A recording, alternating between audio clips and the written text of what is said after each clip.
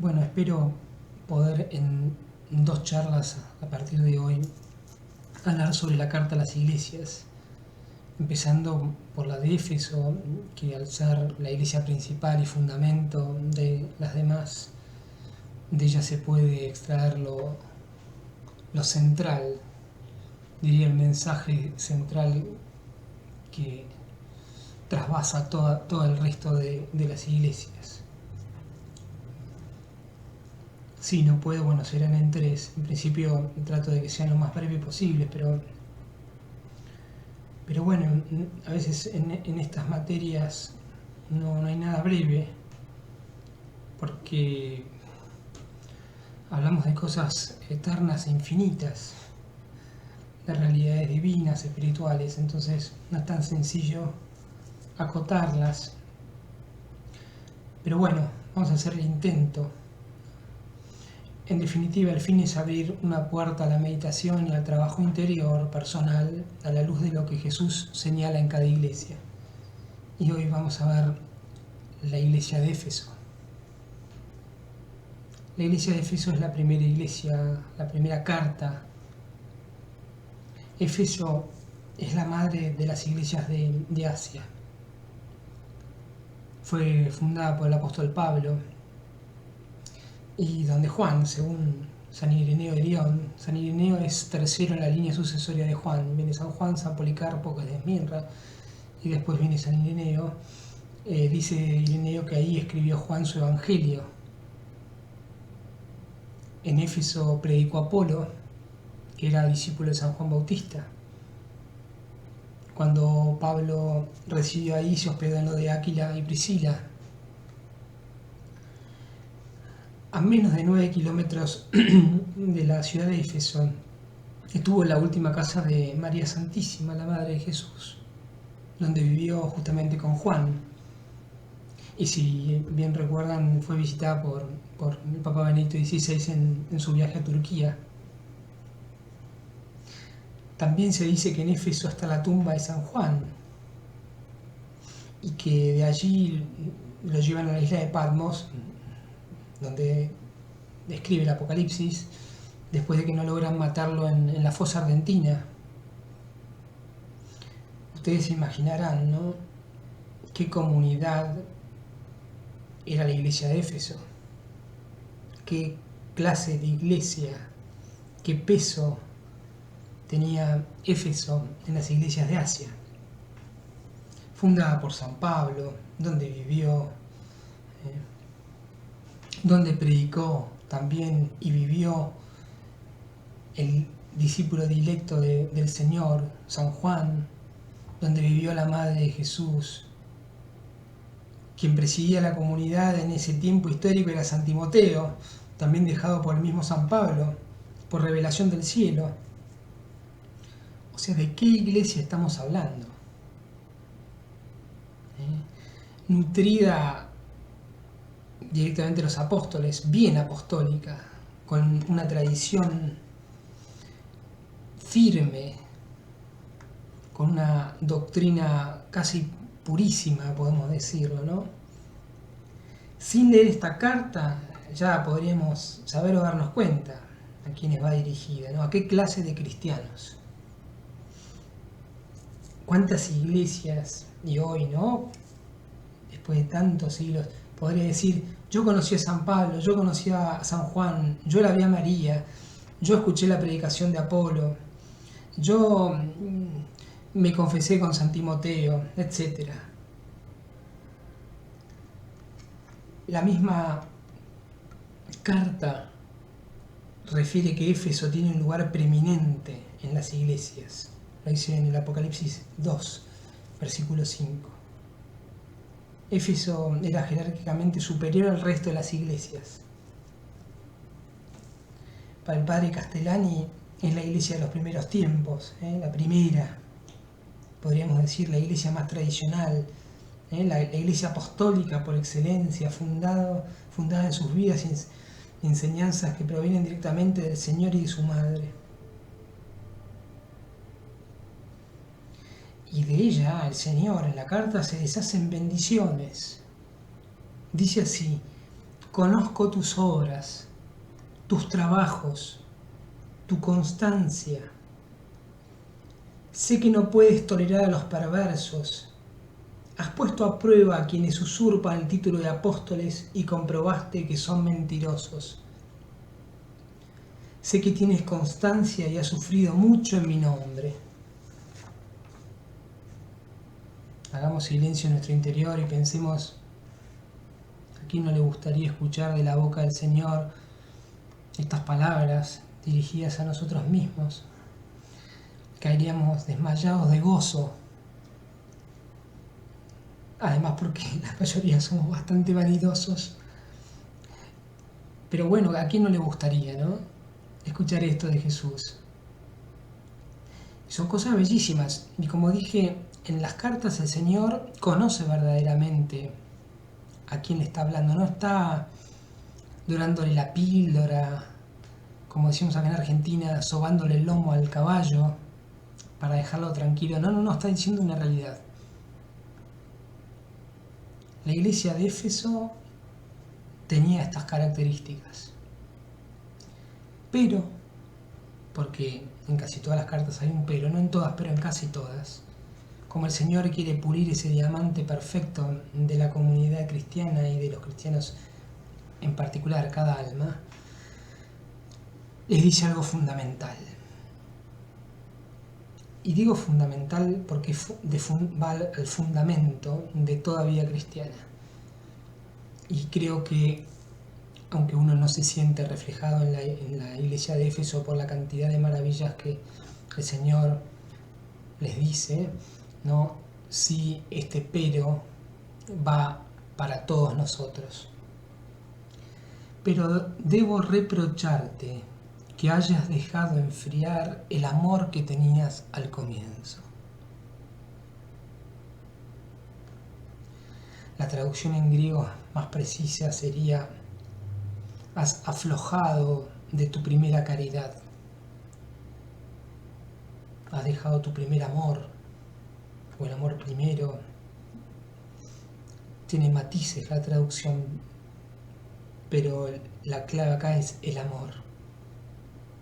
Has dejado enfriar el amor, o ya no amas, o no amas como deberías amar, o no amas como al principio, o no amas el principio. Y añade: fíjate bien desde dónde has caído, conviértete y observa tu conducta primera. Uno podría decir: conviértete a esta iglesia tan llena de riquezas y de dones, tan perfecta en tantas cosas, pero evidentemente había una imperfección fundamental en cuanto al tema del amor. Fíjate bien de dónde has caído, conviértete y observa tu conducta primera. Fíjate bien desde dónde has caído me recuerda al pasaje de Isaías 14 cuando habla de la caída de Luzbel. Y dice así: ¿cómo has caído del cielo, lucero, hijo de la aurora? Otras traducciones dicen estrella de la mañana. También hace referencia a algo asociado al primer tiempo, la mañana, la aurora, la primera hora.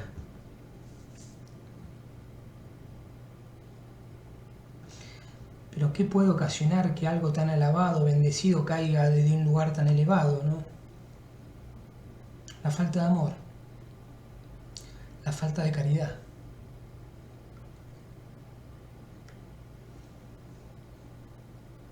El gran peligro para todos, faltar a la caridad, como faltó a la caridad Satanás, Ave María Purísima, y como de alguna manera el Señor a la iglesia de Éfeso le recrimina que haya dejado enfriar esa caridad.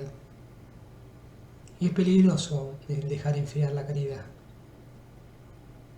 De hecho, el Apocalipsis dice en un momento que por la maldad de muchos se enfriará la caridad. Y lo dice en un momento del Apocalipsis donde las cosas no están nada bien. Los corazones tibios son peores, pero los fríos fríos también son complejos. La falta de caridad, de amor, ocasiona la caída, y cuando está uno en un lugar muy elevado, la caída es muy, muy grande. De hecho, dice la carta: si no te arrepientes, vendré hacia ti y sacaré tu candelabro de su lugar preeminente. O sea, perderás, digamos, la primogenitura, la excelencia de estar en un lugar especial frente a las demás, el privilegio de tener todo lo que he dicho que tenías, todas las bendiciones, todos los dones que te di, pero te has olvidado del primer amor, la primera bendición, el primer don de Dios, el mismo amor. Siendo Dios en su esencia, para decirlo de una manera, amor. Es decir, que perder el amor rebaja la jerarquía, la consideración de predilección. En definitiva, si se pierde el amor, se pierde todo. De aquí entonces un primer criterio de discernimiento personal: el amor. El amor es primordial en un cristiano. Perdí esta virtud, este don, se pierde todo. Todo carece de valor. Acuérdense lo que San Pablo dice en Corintios: aunque hablara todas las lenguas de los hombres y de los ángeles, aunque tuviera el don de profecía y conociera todos los misterios y toda la ciencia, aunque tuviera toda la fe, una fe capaz de trasladar montañas, aunque repartiera todos mis bienes para alimentar a los pobres y entregara mi cuerpo a la llama, si no tengo amor, no me sirve para nada.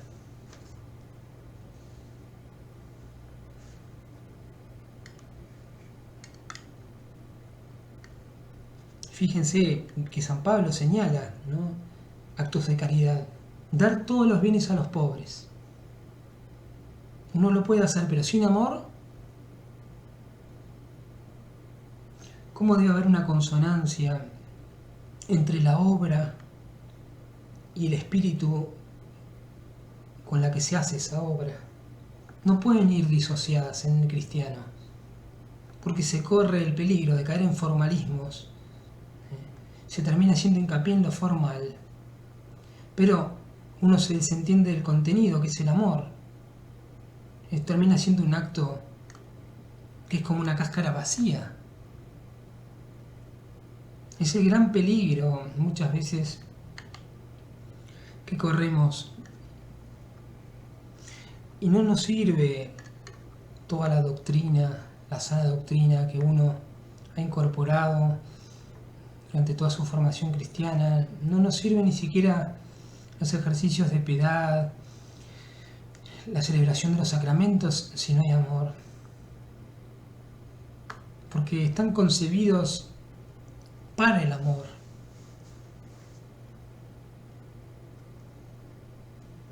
¿Qué es el amor primero, o primer amor? En mi opinión, el primer amor para el cristiano es el que se menciona en el primer mandamiento: amar a Dios sobre todas las cosas. De modo que un segundo amor sería amarse a sí mismo o a los demás. En el mandamiento es: ama a Dios sobre todas las cosas y al prójimo como uno mismo. Pero eso ya es un segundo amor, que además también puede perder o desordenarse ese segundo amor y quedarse simplemente en un amor hacia sí mismo egoísta. El peligro es que si se pierde el orden del amor, es decir, primero a Dios, se cae irremediablemente en la soberbia. Pecado que hizo caer al demonio desde la altura que tenía en el coro celestial. Se miró a sí mismo, se deleitó de la perfección de Dios en él, creyendo que era propia,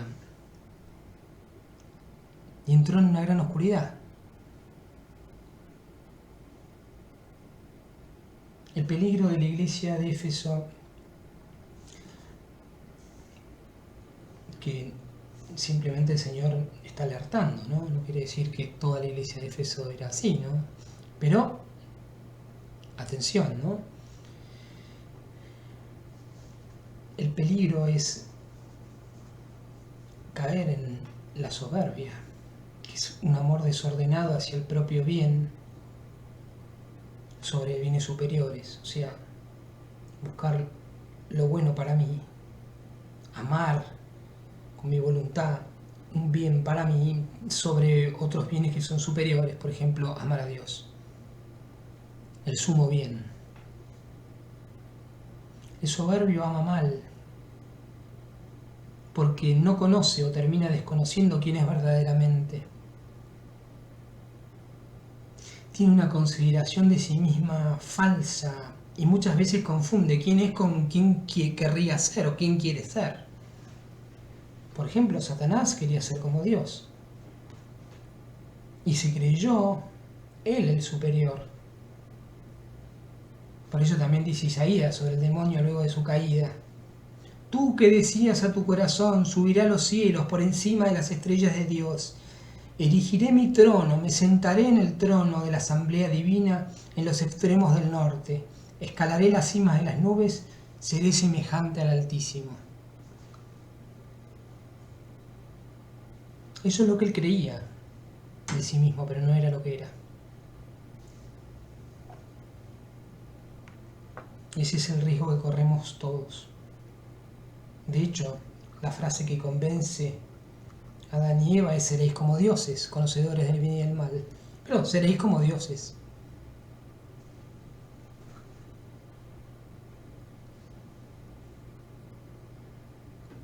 También de Adán y Eva podría decirse tenían todos los dones.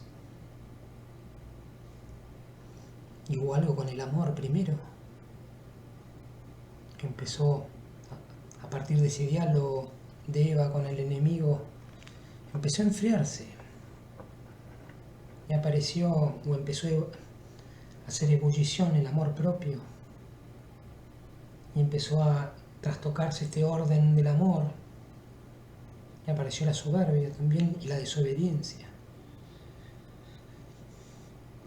De modo que dejar al amor primero, o no amar como al principio a Dios sobre todas las cosas, nos saca del lugar donde Dios nos colocó, que para todos y cada uno es un lugar de preeminencia, que es el paraíso, el cielo, la voluntad divina.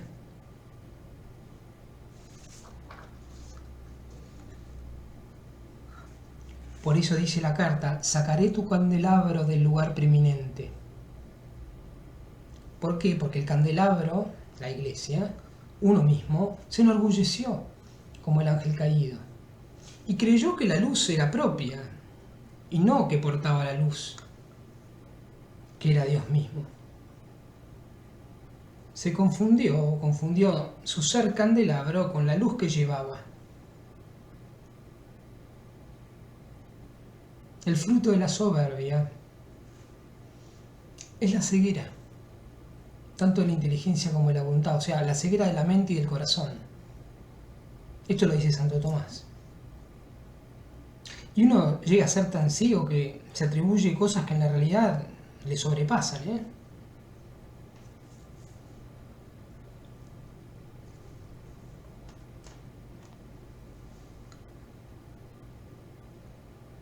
Y se puede, me viene el recuerdo, gente muy formada y todo, que llegaba a veces a decir que su palabra era la mismísima palabra de Dios.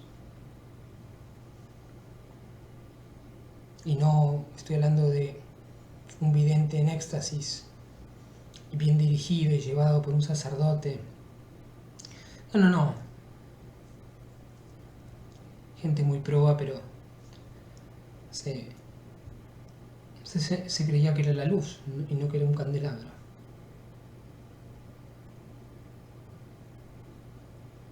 Es propio del soberbio volverse juez.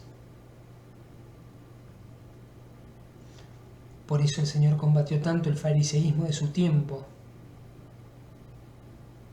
El fariseo que se jactaba delante de Dios y le agradecía no ser como el publicano del fondo, el que se sentía santo, el otro era un pecador.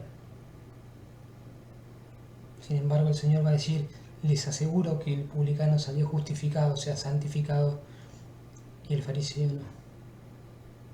¿Por qué? Porque el publicano se sentía indigno y se humillaba frente a Dios. Estaba en su lugar.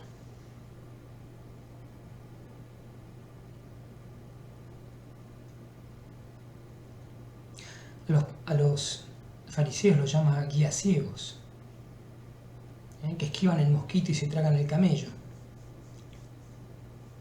Es decir, que están en las mínimas de las... O sea, que pueden estar en las minucias de las cosas, pero desechan la caridad, lo grande, lo verdaderamente grande, el camello. Los que pretenden sacar la brizna del ojo del hermano, pero no ven la gran viga que tienen en su ojo. Jesús dice, ¿puede un ciego guiar a otro ciego? ¿No caerán los dos en el pozo? La soberbia y la hipocresía, que es hija de la soberbia, aparece en esta iglesia y en otras también, ya lo vamos a ver.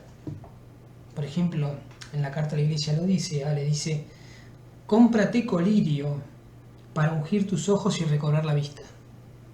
Evidentemente, también es una iglesia, ¿no? O un estado eclesial del alma, donde se ha perdido la verdadera dimensión de las cosas. Pero ya en esta primera, como en la última de la Odisea, pareciera que hay algo en las iglesias, en las almas, donde a veces hay que ajustar la mirada, ¿no? ¿Por qué uno mira con los ojos de los hombres, no tiene el pensamiento de los hombres y no trata de ajustarlo según la mirada, los ojos y el pensamiento divino? Y para ello hay que humillarse mucho y orar mucho y pedir la luz del cielo y que el Señor conserve esa luz sobre nosotros que somos los candelabros.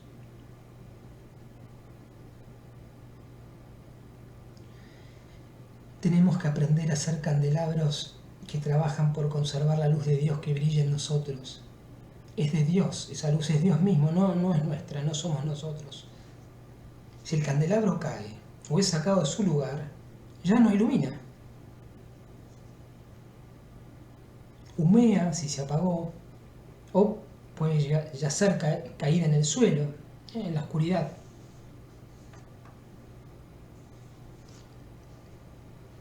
Una iglesia que ha perdido el amor, un alma que ha perdido el amor, es verdaderamente una tragedia. Es una cáscara, un sepulcro vacío. El peligro de instalarse cómodamente en un estilo de vida, de tener una actitud espiritual que termina convirtiendo la religión en algo meramente exterior, para la galería, para que la gente lo vea.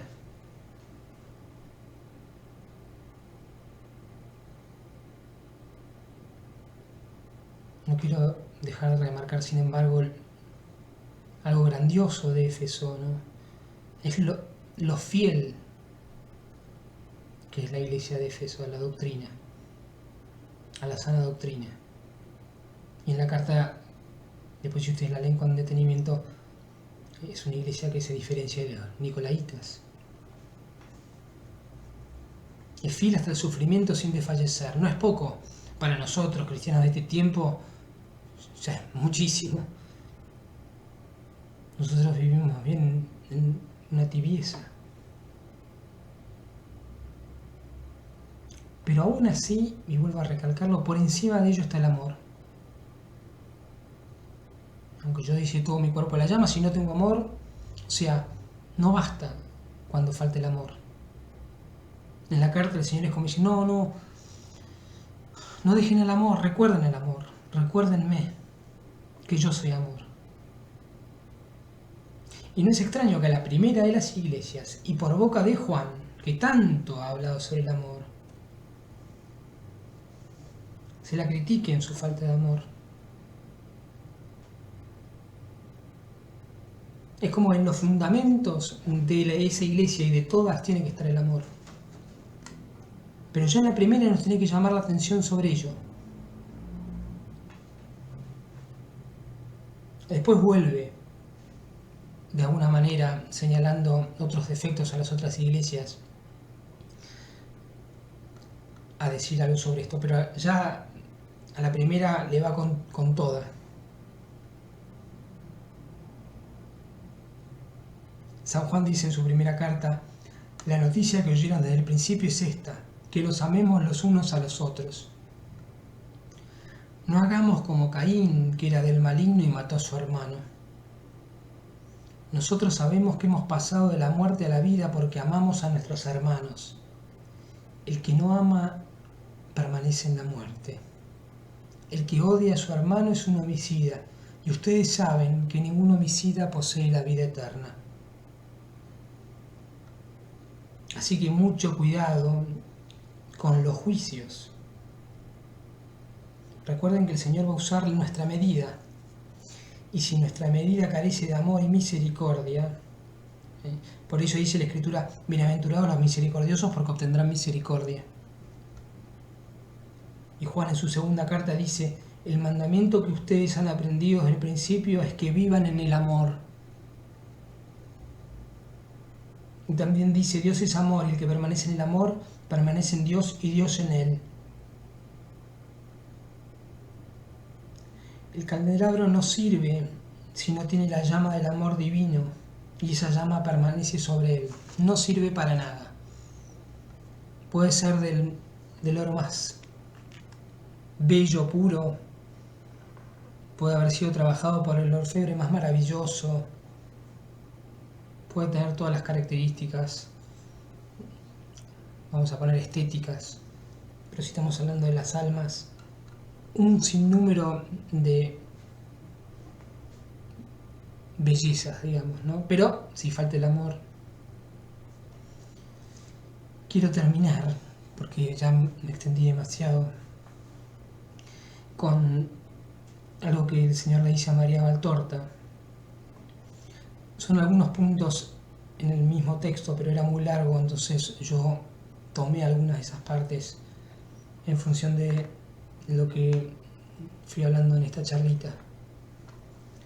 Jesús le dice: la Iglesia fue fundada por la caridad y tendría que haber sido siempre caridad perfecta. La Iglesia está alimentada por la caridad y tendría que dar caridad perfecta a todos sus miembros y sobre todo a los débiles y mínimos, a fin de alimentarlos y mantenerlos vivos. A la Iglesia se le ha mandado enseñar la caridad, mas ay si esta enseñanza se limita a la letra en lugar de ser predicada en su espíritu. Vivir en la caridad para que de este modo los corderos vivan en ella. No se es verdaderos católicos y reales cristianos cuando se practica un culto exterior y formal para ser alabados, o solamente un culto interior para no ser burlados como santurrones o por no padecer un daño material. No se es verdaderos católicos y reales cristianos cuando no se intenta practicar las virtudes lo más perfectamente posible, hasta el heroísmo si es necesario, cuando no se practica lo que es definido cumplimiento de la ley, la caridad, de la que derivan las obras de misericordia, cuando no se intenta quitarse las costumbres viciosas que son la causa del pecar, cuando se peca contra el Espíritu Santo, dudando de la misericordia divina que perdona al que se arrepiente, presumiendo poder salvarse por sí misma y negando las luminosas verdades de la fe o burlándose de ellas. Sería oportuno que uno se examinara a sí mismo y se comparara con el fariseo y el publicano, con el fariseo y la pecadora, con el levita y el buen samaritano, y meditara acerca de los ricos que arrojaban el excedente de sus riquezas en el gasofilacio y acerca de la viuda que arrojaba allí lo que tenía para vivir, y poder ver a qué categoría se pertenece. Y si uno ve que pertenece a la categoría que solamente observa un culto exterior, debe arrepentirse y convertirse en verdadero discípulo del Maestro. en verdadero Hijo de Dios y hermano de Cristo, o sea, en cristiano de nombre y aún más de hecho. Amén.